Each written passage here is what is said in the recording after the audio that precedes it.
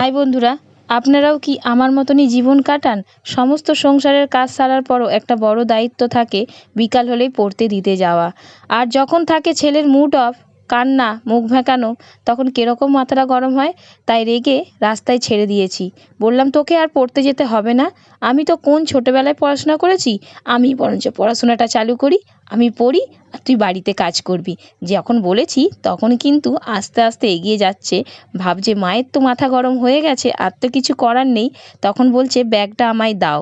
কিন্তু ব্যাগটা অনেকটাই ভারী, দিতে আমার সত্যি খুব কষ্ট হচ্ছিল ওকে। ব্যাগটা আমি নিয়ে যাচ্ছিলাম, মাথাটা ঠান্ডা হয়েছে তাই আস্তে আস্তে এগিয়ে আসলো। সব সময় মুখ বাঁকানো পড়তে গেলেই। আর বাড়িতে ঢোকার পরই বৃষ্টি নামলো। মেঘলা ওয়েদার অবশ্যই ছিল। আজকে দশহারা, বৃষ্টি না হলে হয়? 10 পশলা বৃষ্টি তো হতেই হবে দশহারাতে, না হলে সাপের বিষ নামবে কিভাবে? মায়ের কাছে শুনেছি দশহারাতে 10 পশলা বৃষ্টি দরকার।